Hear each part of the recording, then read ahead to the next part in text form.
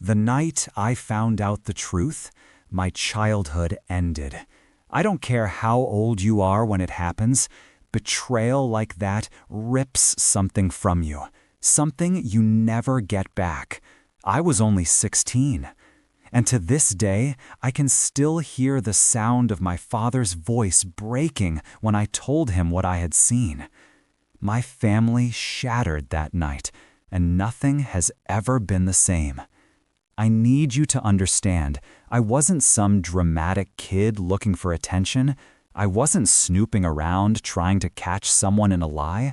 I was just a boy trying to get through high school, living in a house that, from the outside, looked perfectly normal. People in our neighborhood always said my parents had the kind of marriage everyone envied. My mom was beautiful, charismatic, the kind of woman who could walk into a room and own it without trying. My dad was steady, reliable, the quiet type who worked long hours to keep everything together. And then there was me, the only child, caught in the middle of what I thought was love. But love has a way of disguising itself.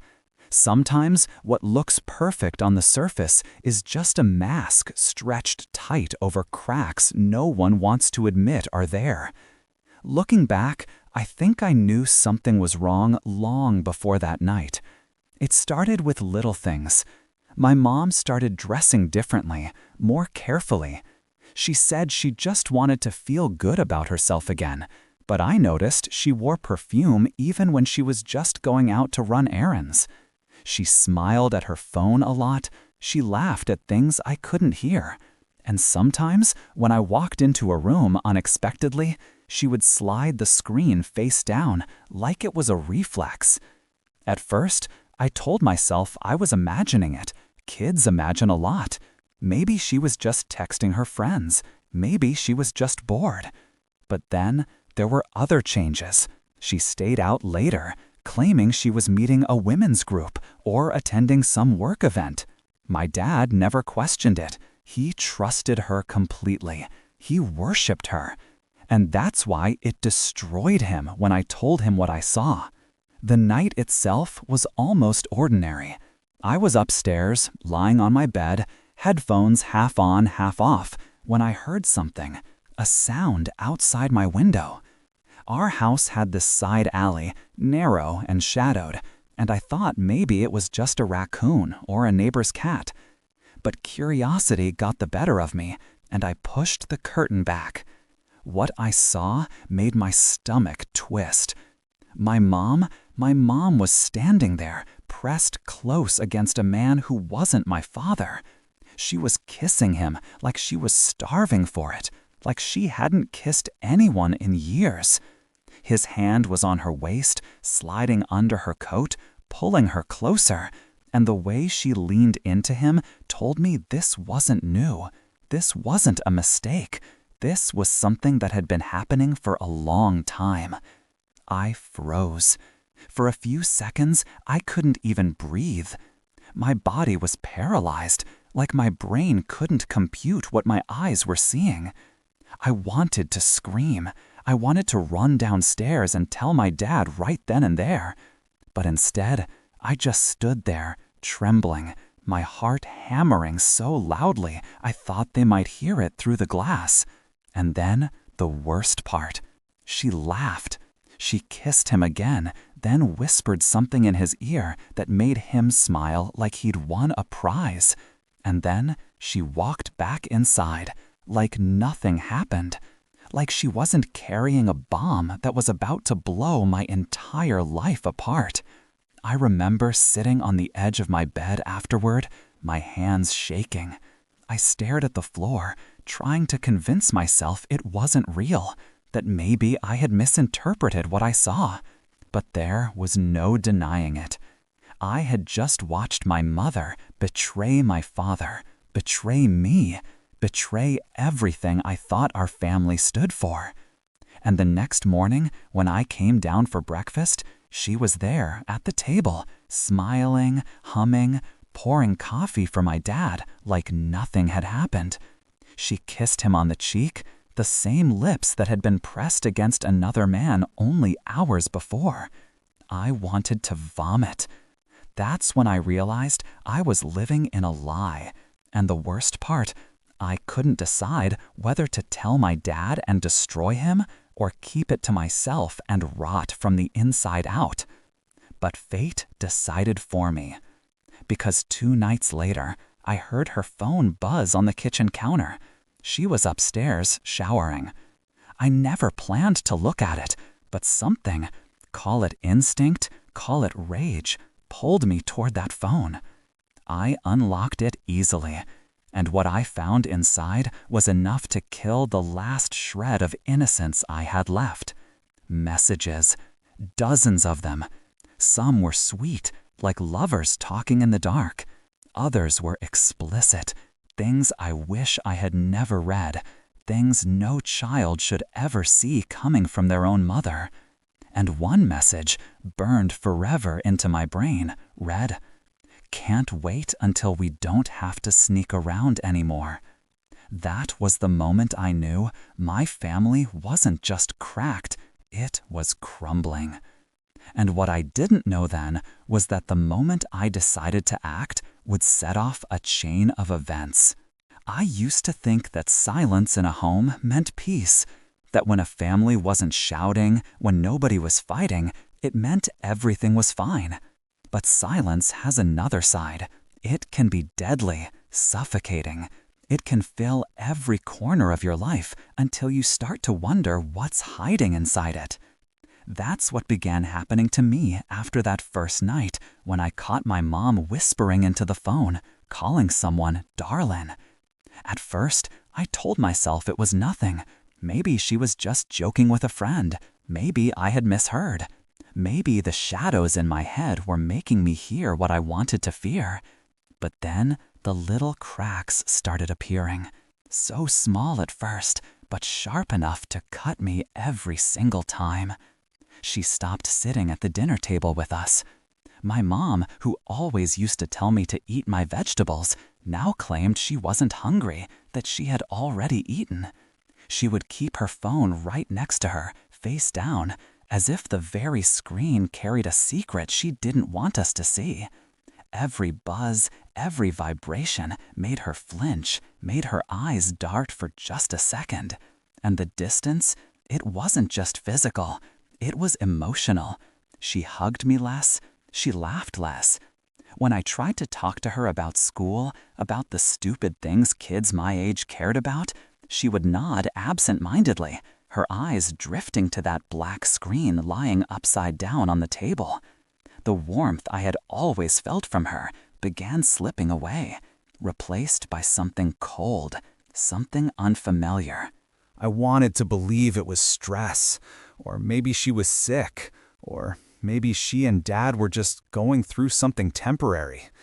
But the human heart knows when it's being lied to, even without words. And my heart was screaming at me. She's hiding something. She's not the same. One night, I heard her laugh. It wasn't the usual laugh I grew up with, the one that filled a room like sunlight breaking through a storm. This laugh was softer, private, almost intimate. I stood in the hallway, peeking toward the living room, where the light from her phone screen lit up her face. She was smiling at it, the kind of smile I hadn't seen directed at my dad in years. And I swear to you, that smile cut deeper than any knife could. I felt like an intruder in my own home, spying on my own mother. But I couldn't stop. I watched her thumbs flying across the screen, her eyes glowing with excitement, her breath quickening like she was a teenager again. I wanted to run in and shout, "Who are you talking to? Why are you like this?" But my body froze, because deep down, I knew the answer would shatter me. The next day, I found myself paying attention to things I had never cared about before. Her clothes. She started dressing differently, subtly at first, just more effort than usual. Lipstick. Even when she said she was only going to the grocery store. Perfume. even late at night when she claimed she had to run errands. And when I asked, casually, "Where are you going, Mom?" she would smile too quickly, too rehearsed, and say, "Just out, don't wait up." My dad noticed too, though he didn't say it out loud. He would sit at the table, staring at her empty chair, pretending to read the newspaper. His hands would tighten around the edges of the paper until they shook. He must have known. Maybe he was just too afraid to admit it. And then there were the slips, words that didn't belong. Once, when she was talking to me, she accidentally said a name I didn't recognize. She caught herself instantly, brushed it off as a friend from work. But the way her cheeks flushed told me everything. It wasn't just a friend. That name meant something, something I wasn't supposed to know. I tried to tell myself I was paranoid, that maybe I was just imagining it, making monsters out of shadows. But then I found the first piece of evidence. It wasn't dramatic, not yet. It was just a receipt.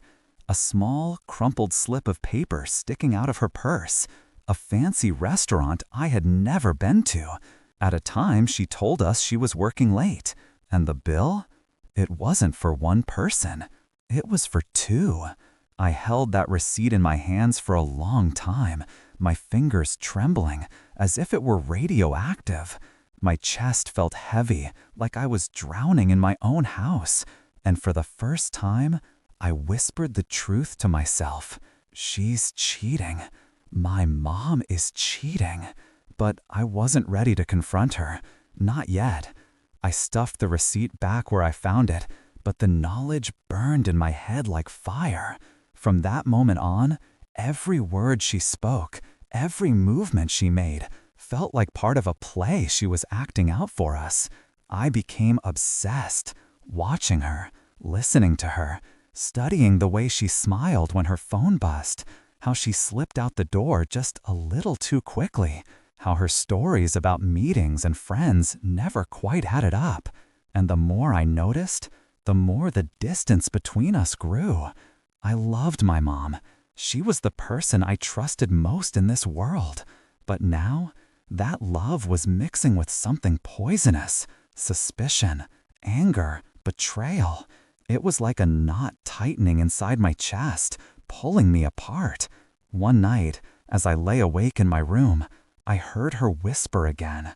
Her voice carried through the thin walls, soft and full of a sweetness I hadn't heard from her in years. And then I heard it.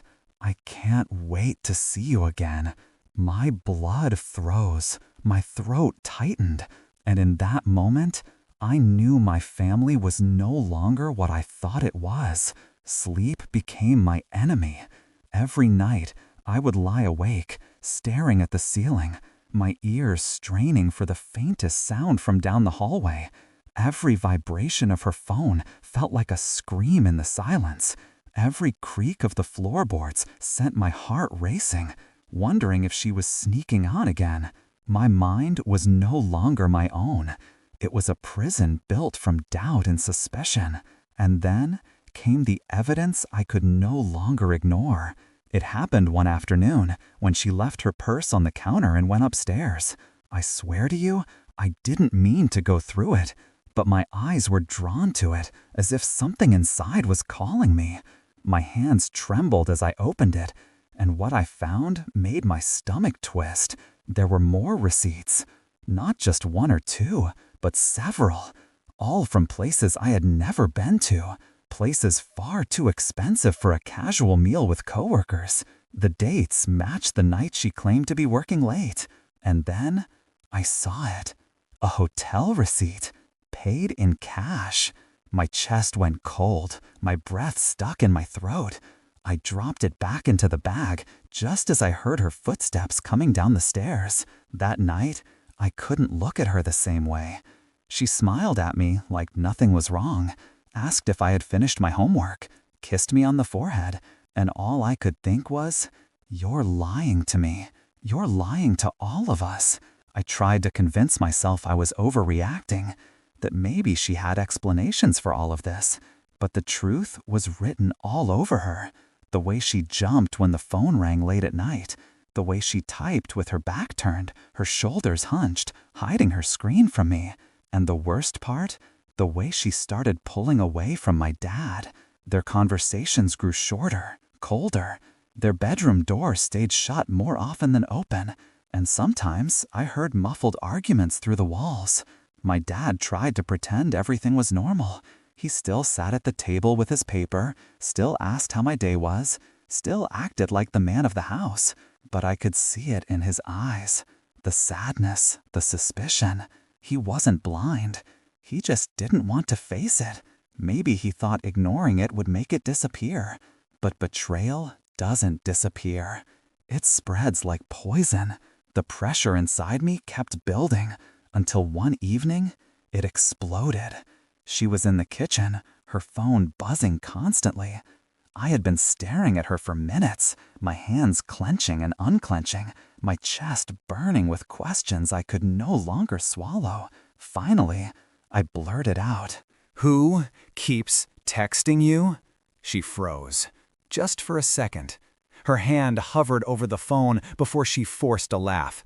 "It's just a friend from work," she said lightly, too lightly. "A friend?" I shot back, my voice shaking. "Do friends make you smile like that? Do friends call you at midnight?" Her smile vanished. She slammed the phone down on the counter. "Don't you dare talk to me like that," she snapped. "I'm not stupid," I shouted. "I know something's going on." Her face twisted with anger. "You're imagining things. You don't know what you're talking about." But the way her voice cracked told me she was lying. The confrontation ended with her storming out of the kitchen, leaving me trembling, my fists clenched so tight my nails dug into my palms. It wasn't the explosion I expected. She didn't confess. She didn't break down crying. She denied, deflected, turned it back on me like I was the crazy one. And that was almost worse than the truth, because now I wasn't just doubting her. I was doubting myself. Was I losing my mind? Was I just a paranoid kid spinning stories from scraps? But the universe has a cruel way of answering doubts. A few days later, I picked up the house phone, our old landline, when it rang. I thought it was for me, maybe a friend from school. But when I said hello, silence greeted me. Then a voice, low and hurried. "Is she there?" I froze. "Who?" I asked. Click. The line went dead. I stood there, the dial tone buzzing in my ear, my heart pounding so hard it hurt. That wasn't a wrong number. That was someone checking if she was home. From then on, I watched her even more closely. I noticed how she would say she was meeting a friend, but she would come home hours later. Her hair slightly messy, her perfume stronger than before, as if she had reapplied it. I noticed how she avoided looking me in the eye when I asked about her night. And I noticed how my dad's silence grew heavier, thicker, as if he too was carrying the same truth, but was too broken to say it. The walls of my home were closing in. The tension was unbearable, pressing down on me every second. And I knew it was only a matter of time before the truth ripped through our lives like a bomb. Because secrets can only stay hidden for so long. And hers was about to explode. The night it all almost came out is burned into my memory like a scar. It was late, long past midnight, when I woke up to the sound of footsteps on the stairs. At first, I thought it was just my dad going to get a glass of water. But then I heard the soft creak of the front door. My blood ran cold. I crept out of bed, my bare feet silent against the floor, and peeked through the crack of my bedroom door. It was her, my mom. She was dressed up, hair done, lipstick on, not a wrinkle in her clothes, not the look of someone grabbing a midnight snack. She glanced around nervously, clutching her phone in her hand, and then she slipped out into the night. I stood frozen, my whole body trembling. I should have gone back to bed. I should have shut my eyes and pretended I hadn't seen anything. But I couldn't. Something inside me snapped. I threw on a hoodie and followed. The streets were quiet, the air heavy, with the kind of silence that makes your heart pound louder. I trailed her at a distance, every step shaking with adrenaline. She stopped at the corner of our street, her phone glowing against her face. And then a car pulled up. A man stepped out. I couldn't see his face clearly, but I saw enough. The way she smiled at him, the way she leaned in close, her hand brushing against his arm, like she belonged to him. My stomach twisted. I wanted to scream, to run up and demand answers, but I couldn't move. My legs locked, my throat closed. I just stood there, watching my mother walk away with a stranger, while the life I knew crumbled beneath my feet. I stumbled back home in a daze, my chest burning, my head pounding with images I wanted to erase. When I finally crawled into bed, I pressed my face into the pillow and sobbed silently, the kind of sobs that feel like they're ripping you apart from the inside. The next morning, I couldn't even look at her. She sat at the table, sipping coffee, humming like everything was normal. I wanted to grab the cup and smash it against the wall, to shout, "I saw you! I know what you're doing!" But I didn't. Instead, I forced down a bite of toast that turned to ashes in my mouth, and stared at her with eyes that no longer saw a mother, but a stranger in disguise. Days passed, and the storm inside me only grew darker. Every laugh of hers felt fake, every word poisoned. My dad noticed too. He wasn't blind. I caught him staring at her sometimes, his jaw clenched, his eyes full of questions he couldn't ask. Once, I overheard him muttering in the garage, his voice breaking. "God, please tell me I'm wrong." But we weren't wrong. None of us were. Finally, I couldn't hold it in any longer. One evening, as she stood in the kitchen cooking dinner, I slammed my hand down on the counter and blurted out, "Where do you go at night?" The knife in her hand froze mid-chop.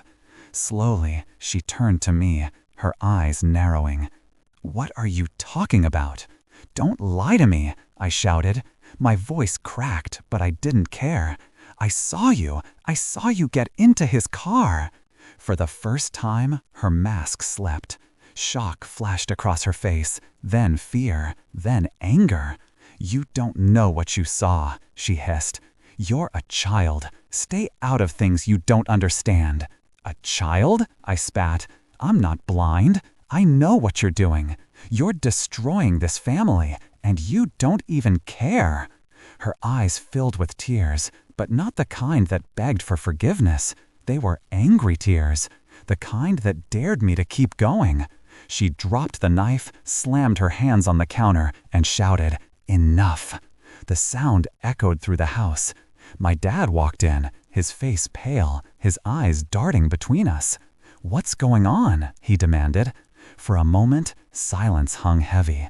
My heart raced, my throat tightened. I wanted to tell him everything, to spill the truth, to drag her lies into the light. But then she spoke first. "He's just being dramatic," she said, coldly, wiping her eyes. "Teenagers imagine things. Don't feed into it." Her words cut me deeper than a knife. She was painting me as the liar, the unstable one, twisting the truth into something unrecognizable. And the worst part? My dad didn't push. He looked at me, his eyes full of hurt.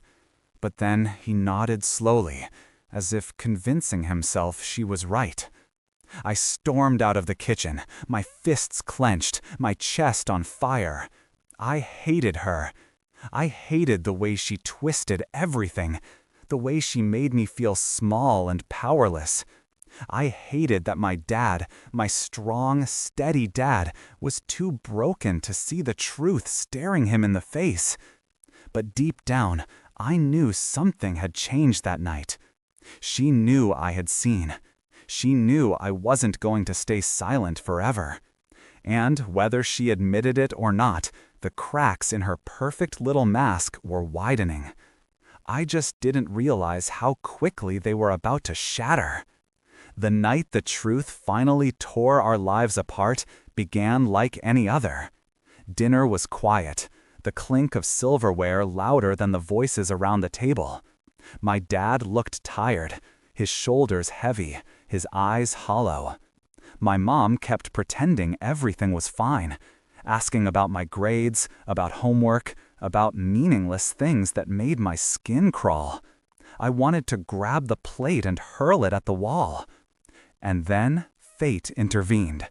Her phone buzzed, once, twice.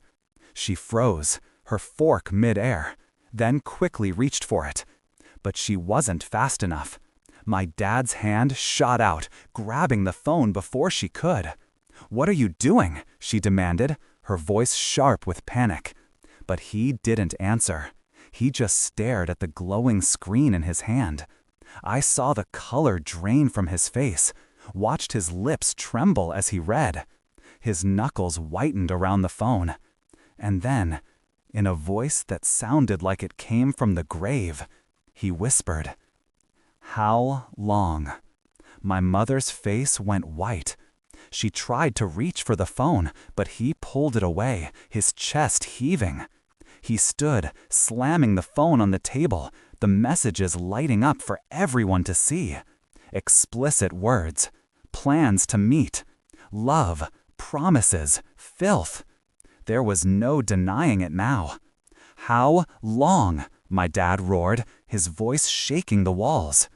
Her lips parted, her breath coming fast. "It's not what you think. Don't lie to me," he thundered. His hand came down hard on the table, rattling the plates. "Don't you dare lie to me now." The room spun around me. My heart pounded so violently I thought it might burst. Tears stung my eyes, but I didn't blink. I needed to see this. I needed her lies to finally die in the open. And then she broke. 2 years, she whispered, her voice barely audible. The silence that followed was deafening. My dad staggered back as if she had struck him. His hand gripped the chair, his chest rising and falling in jagged bursts. 2 years? His voice cracked, his eyes wet with disbelief. While I worked, while I broke my back for this family, you were with him? Her tears spilled freely now, but they were ugly, desperate tears, not the kind that begged for forgiveness. "I didn't mean for it to happen," she sobbed. "I was lonely." I was lonely? My dad's laugh was hollow, broken, the sound of a man unraveling. "You had a husband. You had a family. And you chose to burn it all down because you were lonely?" I couldn't hold back any longer. "You ruined us!" I screamed, my voice raw. "You ruined everything! Do you even care what you've done to me? To him?" I pointed at my father, who now looked like he was crumbling before my eyes. My mom spun toward me, her face streaked with tears. "I'm still your mother," she choked out, reaching a trembling hand toward me. I recoiled, as though her touch was poison. "No, you're not. Not anymore." The neighbors heard the shouting, doors opened, voices whispered. Soon enough, our living room wasn't just a battlefield, it was a stage. Relatives arrived, neighbors peered in, people drawn like moths to the flame of our destruction. And still, my dad kept pressing. "Who is he?" he demanded. "Tell me his name." Her silence was answer enough. But then I saw it. The flicker in her eyes, the guilty glance toward the door. And in that moment, my dad understood. "It's someone we know," he said slowly, the words tasting like blood. "It's someone close." My heart sank. My hands trembled. I prayed I was wrong. But then the doorbell rang. My father moved before anyone else could. He ripped the door open, and there he was, the man. Not a stranger, not some distant fling. It was his best friend. The room gasped. My knees buckled. My dad's face turned to stone, a storm of betrayal and rage burning in his eyes. "You," he whispered, his voice deadly calm. "It's you." The man, smug, unashamed, looked at my dad, then at my mom, and with a slight shrug, he said, "I never meant for it to come out like this." That was it. My father snapped. He lunged, fists flying, years of trust and brotherhood shattering in a single blow. Chaos erupted, shouts, cries, people pulling them apart. My mom screamed, begging them to stop, but her voice was nothing now, just noise. When it was finally over, my dad stood trembling, blood on his knuckles, his chest heaving like a wild animal. He pointed at her, his finger shaking. "You are dead to me." She collapsed to the floor, sobbing uncontrollably. But no one reached for her. Not me, not him, no one. And then came the final blow. In the chaos, in her desperation, she screamed words I will never forget. "He's not even yours." The world stopped. My dad froze, his hand halfway to wiping the blood from his lip. His eyes widened. "What did you say?" Her sobs turned into hysterical wails. "He's not your son," she cried. "He's his. He's always been his." The room spun. My stomach dropped into an endless pit. The ground vanished beneath me. My legs gave way, and I hit the floor. My father looked at me, his eyes hollow, destroyed. And in that moment, I saw his heart shatter into dust. I wasn't his. I was the product of her betrayal. The screams, the gasps, the chaos around me blurred into nothing. All I could hear was the echo of her words, the poison of her confession sinking into my soul. That night, our family didn't just break. It was obliterated. The days after that night were like living inside a nightmare that refused to end. Every morning I woke up praying it had all been some twisted dream, that my mom hadn't destroyed us, that my dad hadn't looked at me with those hollow eyes, stripped of the pride he once carried. But every time I opened my eyes, the truth sat there waiting, like a shadow I couldn't escape. My father left the house the very next day. He didn't pack much, just a bag, some clothes, and the broken pieces of a man who had been betrayed by everyone he trusted. He couldn't even look at my mother.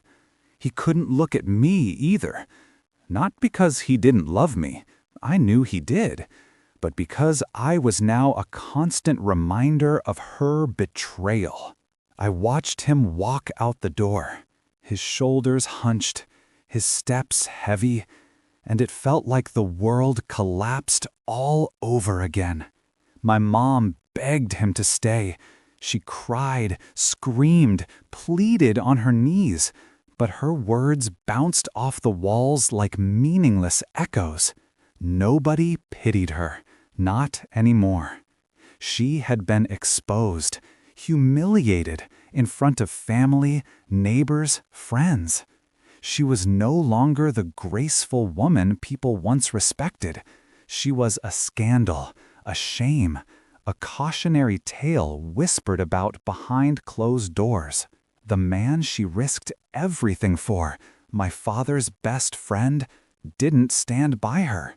For a few days, he came around, promising her that they would figure it out. But as soon as the whispers grew louder, as soon as people started pointing, as soon as his own family turned on him, he vanished. Just like that. Gone. She had given up her husband, her family, her reputation, only to be abandoned like garbage. I should have felt pity, but I didn't. Not after what she had done. Not after the way she screamed those words that I wasn't even my father's son, like she was hurling a dagger into both our chests. Whatever sympathy I might have had died that night. School was hell. Kids whispered behind my back. Some avoided me, others mocked me. That's the boy whose mom cheated. That's the bastard kid. I wanted to vanish into the ground. I wanted to scream at the world that I wasn't responsible for what she had done. But shame sticks like tar. It doesn't wash off. My dad, he tried. He really did. But something inside him had broken beyond repair. He couldn't look at me the same way anymore, no matter how much he wanted to. He worked longer hours, drank more, barely spoke. Sometimes I'd catch him staring at old photos, his hands trembling, his lips moving in silent curses or prayers. He never said it, but I knew he was replaying every year of his marriage, every moment with me, wondering which parts were lies. And my mom, she spiraled. The house that once smelled of fresh meals and flowers turned into a cave of decay. She stopped cooking, stopped cleaning, stopped caring. She spent her days crying, her nights chain-smoking by the window, muttering to herself. People avoided her like a plague. The woman who once basked in admiration was now pitied, ridiculed, despised. That was her karma. And for me, it was strangely satisfying to watch. But karma didn't stop with her. Her lover, the man who was supposed to be my father's brother in everything but blood, faced his own downfall. His wife left him. His children cut ties. His business tanked after people refused to work with him, disgusted by what he had done. He lost everything, and he deserved every second of it. As for me, I had a choice to make. I could drown in the shame she had given me, or I could rise above it. For weeks I teetered on the edge, some nights lying awake, staring at the ceiling, wishing I had never been born. Other nights I clenched my fists, promising myself I would never let her mistakes define me. And slowly, I began to change. I poured myself into my studies, not because I cared about grades, but because I needed control over something. I started working part-time, saving money, preparing for a future far away from the ruins of our home. Every dollar I earned felt like a brick in the wall I was building between myself and her. My father noticed. Sometimes, late at night, he would sit across from me in silence, his eyes red from drinking, and he'd whisper, "You're stronger than I ever was." He never said he forgave her. He never said he forgave me for being the product of her betrayal. But in his quiet way, I think he was telling me he still believed in me. My mother tried to reach me, but every time she spoke, her words sounded hollow. "I'm still your mother," she'd say, her eyes desperate, her hands trembling. But to me, she was just a stranger who had set fire to everything I loved. Her karma was living in the ashes. Mine was walking away from them. And yet the scars didn't fade. At family gatherings, there were always empty chairs, unspoken tensions, whispers behind hands. The betrayal lingered in every room, in every awkward silence, in every sideways glance. But the truth, that was her punishment, because she couldn't escape it. Every time she left the house, people's eyes burned holes into her back. Every time she tried to smile, it cracked under the weight of her shame. And every time she looked at me, she saw the living reminder of everything she destroyed. That was her karma. And mine was survival. I made a silent vow then. I would never become her. I would never betray the ones I loved. I would carry the scars, yes, but I would also carry the strength they gave me. Because sometimes revenge doesn't come in screaming matches or fists flying. Sometimes revenge is quieter. It's watching the people who hurt you drown in the wreckage they created while you climb out of it stronger than ever. And that's exactly what I did. Years have passed since that night, the night that shattered everything I thought I knew about family, trust, and love. The house where secrets festered and lies thrived is gone from my daily life. I moved away, started over, and rebuilt myself piece by piece, brick by brick. Some scars remain, invisible to the world, but etched deep into my heart. They are reminders, not anchors. I think about my mother sometimes. I wonder if she has truly learned anything. Her face occasionally drifts into my thoughts, not with anger anymore, but with a quiet, bitter pity. She is older, lonelier, still haunted by the chaos she created. People speak of her in whispers, a cautionary tale of betrayal and selfishness. She has everything she once took for granted stripped away. Not violently, not dramatically, but subtly, almost silently, the way karma often works. Her career faltered, her friends turned away, and the one person she could have relied on, my father, has built a life without her, with boundaries so thick they cannot be breached. My father, in contrast, rebuilt too, though in a quieter, more fractured way. He never remarried. He focused on work, on the small joys he allowed himself. A hobby here, a friend there, a trip alone to think and remember. I see him now occasionally, from a distance, and the heaviness in his eyes has lifted, replaced with a quiet resilience. He is a man who has survived unimaginable betrayal and chosen endurance over bitterness. And me? I've grown stronger than I could have imagined in the days following the chaos. I learned that survival is not just about breathing through pain. It's about understanding it, facing it, and using it to shape the person you want to become. I've built a life that is mine entirely, a life untainted by the lies of the past. I've learned to trust cautiously, to love selectively, and to fight fiercely for what I know is right. People often ask me, how did you get through it? The answer is simple: by taking the power back, by refusing to be defined by someone else's mistakes, by observing the natural course of justice and letting it unfold while I focused on myself. There was no need for vindictive confrontation. Karma has a way of balancing the scales if you let it work while you rise. I also learned that betrayal doesn't have to be the end.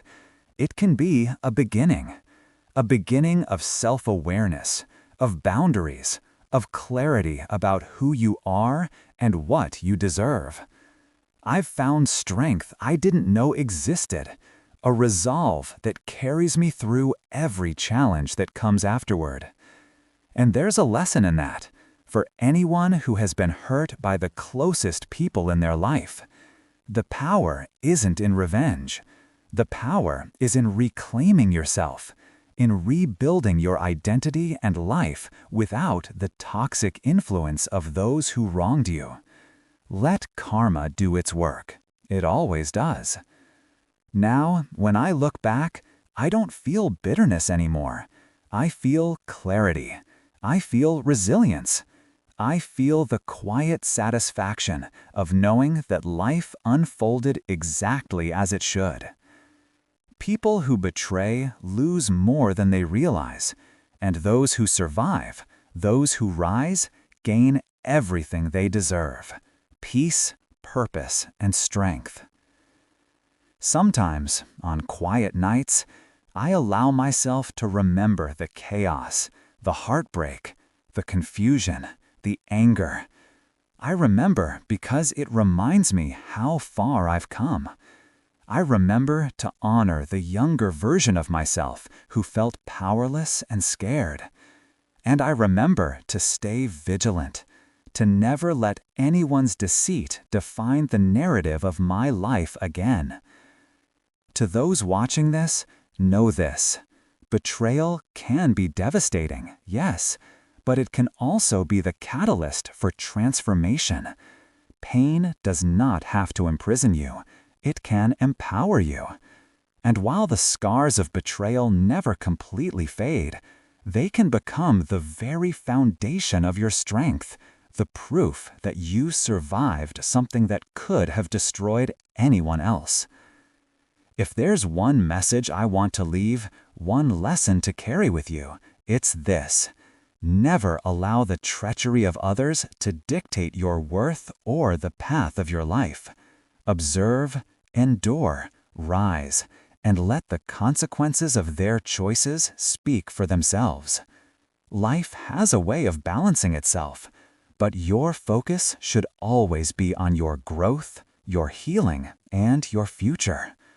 And perhaps one day, when you are stronger, when you are unbroken, you might even feel a strange gratitude toward the betrayal that set you free from the illusions that once held you captive. Because in the end, life is about rising from the ashes stronger, wiser, and unshakable.